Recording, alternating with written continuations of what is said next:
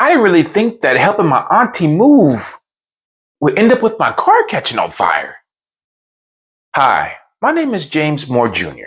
And in this story, I'm going to tell you how me being a good nephew ended up costing me my favorite ride. My auntie knew that I just got a new car, and she knew that I would be willing to help. So she calls me up one day. It's like, hey, nephew, I'm about to move back to St. Louis and I need some help moving my stuff out of this house into a storage unit until I can come back and get it. Okay, auntie, I can help you. You're gonna need some muscle now. I got some big stuff. I got you, auntie. I know just the crew. Now, my crew consisted of my homeboy, Big Pat. There's a reason why we call him Big Pat. He used to play football for North High, which was the high school that I had went to, and he held the incline bench press record, which was over 330 pounds, which was kind of close to how much he actually weighed at that time. But I knew Pat, he had the muscle, he could definitely help with all the big stuff. And then there was my homeboy Sly. Sly was also a lineman for North High, who also had a little bit of muscle, could lift some stuff. I knew he'd be willing to help. So I got my dream team of people who can help me lift heavy stuff. Pat would also join at the hip by his girl, so she was there too. She helped with the little stuff. I went and picked all of them up in my ride. Now let me tell you about my ride. I had a 1982 Buick Regal with the 5-star chrome alloy rims. The front end was lowered a little bit, but the back end was just right. This ride was my baby. You don't know what I went through to get this ride. I had ran away from home prior that year and was not doing good in high school. Matter of fact, my mom had called me up and was like, listen, I know you ran away from home, but if you move back in with me, I'll buy you a car. You buy me a car? Yes, on one condition. Oh, of course, Mom's always has conditions. Her conditions were I had to go back to physical therapy for an accident that I had been in earlier the previous year that I had stopped going to get paid. And I had to pay her back from that money that I was going to get from that car accident. Okay, Mom, I can do it. Sounds reasonable. She gets me that car, the 1982 Buick Regal. Oh, and I'm excited about it. It's my baby. It's my first car. I'm a senior in high school, and I look good in this car, let me tell you. We go to my auntie's house, and we pile up all her stuff in this U-Haul. Now we got to take this U-Haul to the U-Haul building. My auntie drives it there. We drive there too. As we get to the U-Haul building, I noticed that there's no more parking spots on the concrete. There's a few parking blocks off of the concrete in some dirt. I didn't think nothing of it. I didn't think, oh, there might be a big drop off from the concrete to the dirt. You might want to have the heavy people get up out your car. That wasn't the thought that ran through my mind.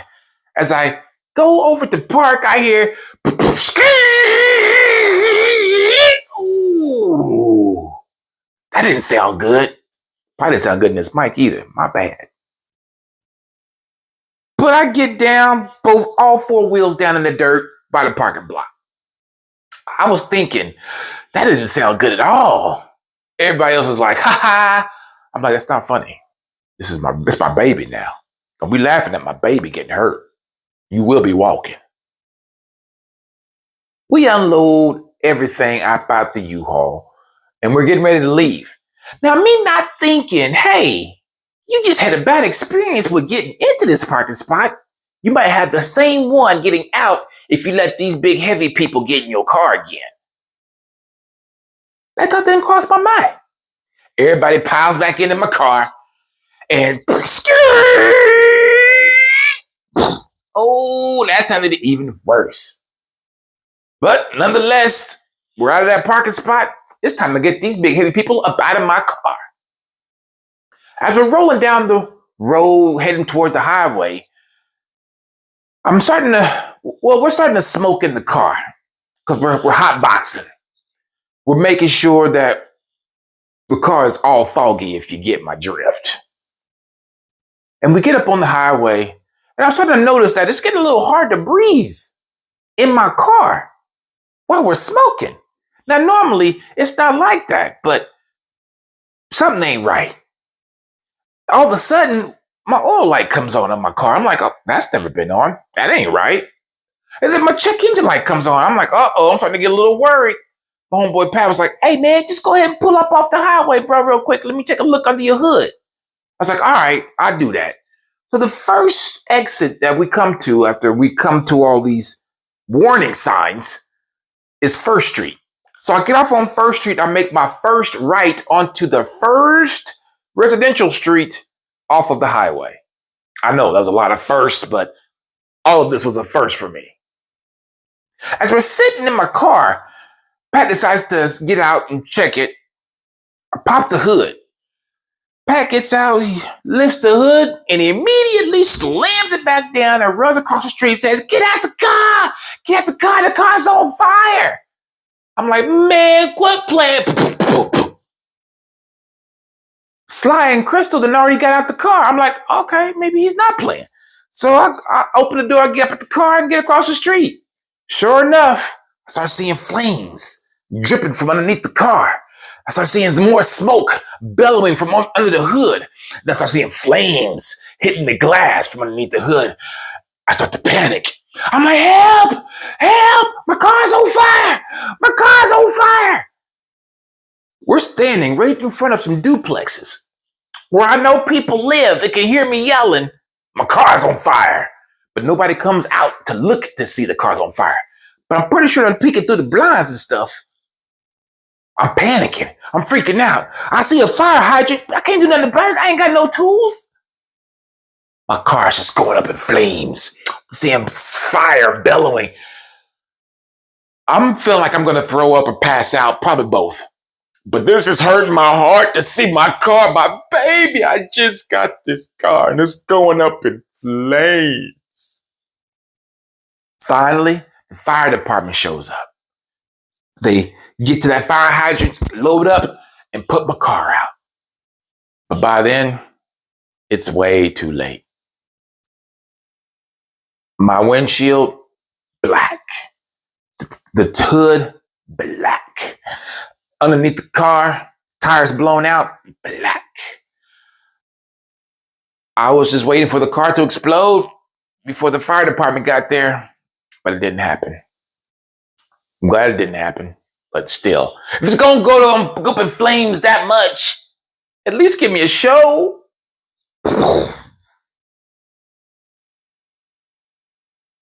I told my auntie about the situation. She's like, I'm still gonna pay you, nephew, but ain't gonna be enough to get you a new car. I'm like, dang, auntie, thanks. That's just one car that I've had catch on fire. I've had 2 cars catch on fire in my lifetime. Stay tuned for car number 2, because I'll tell you about that one as well. I appreciate you being here. This message is brought to you by CC's Creative Fitness. If you're on your fitness journey and you need some help getting started, CC's Creative Fitness can get you going. Just go to ccscreativefitness.com. Sign up for a free consultation. She can tailor a plan specifically to you and your body type to get you the best results in the fastest way possible. CC's Creative Fitness. Love yourself first and then spread the love to everyone else. My name is James Moore Jr. I'm a storyteller. I appreciate you being here to listen to my story. Be sure to like and subscribe. Leave me a comment. You ain't got to share this. Leave me a comment. Tell me about an experience you had where something you loved went up in flames. I would like to hear about it. I will read it and I'll comment on you and let you know, like, I feel your pain, because literally I do. Thank you for your time. And until next time, peace.